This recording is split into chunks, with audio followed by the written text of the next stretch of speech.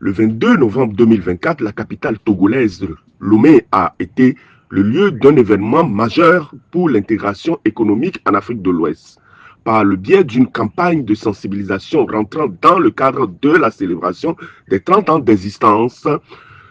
Toute l'étendue du territoire togolais a été sillonnée par les émissaires de l'institution communautaire. Et nous sommes durant toutes ces semaines à notre activité phare au niveau de chacune des représentations résidentes dans nos 8 pays de l'UEMOA. Donc ici au Togo, nous avons commencé, comme vous avez dit, le 18 à Kara.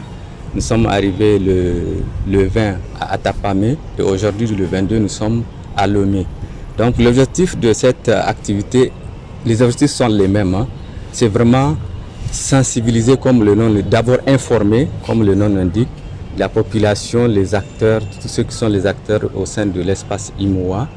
maintenant au niveau particulièrement du Togo, et ensuite les sensibiliser d'abord sur ce que l'IMOA, d'abord qu'ils comprennent c'est quoi l'IMOA, les activités de l'IMOA, les missions de l'IMOA de façon globale et au niveau de chaque pays, c'est quoi les activités, les missions de l'IMOA. Ensuite, le thème principal, c'est comprendre la politique commerciale de l'IMOA et maintenant, en face de ça, la mise en œuvre de la zone de libre-échange continentale africaine qu'on a appelée ZLECAf. Lomé, la capitale togolaise, se trouve être à l'étape finale, dont les travaux tournent autour du thème politique commerciale de l'UEMOA et la zone de libre-échange continentale africaine.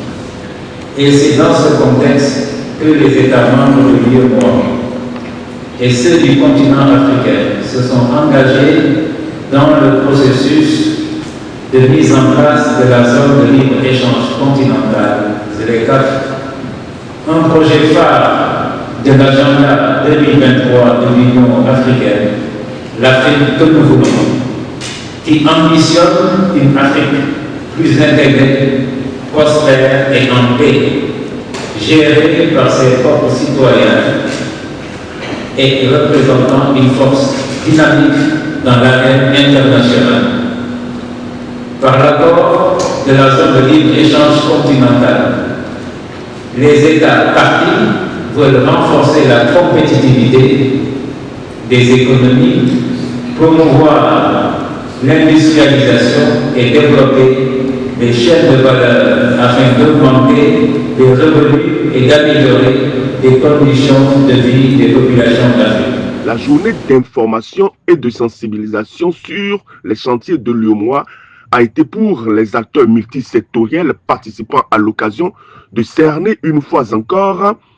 les contours des missions de l'UEMOA et la vision de l'organisation telle que voulue par les pères fondateurs parlant des chantiers déjà réalisés et ceux en cours, les prévisions et les opportunités d'ouverture sur un marché régional commun de libre circulation des personnes, des biens, des services, des capitaux et le droit d'établissement des personnes exerçant une activité indépendante ou salariée. 30 ans après sa création, notre union a accompli des pas géants. En témoignent les progrès en matière de convergence macroéconomique, d'harmonisation, de législation et de politique dans le secteur économique et social.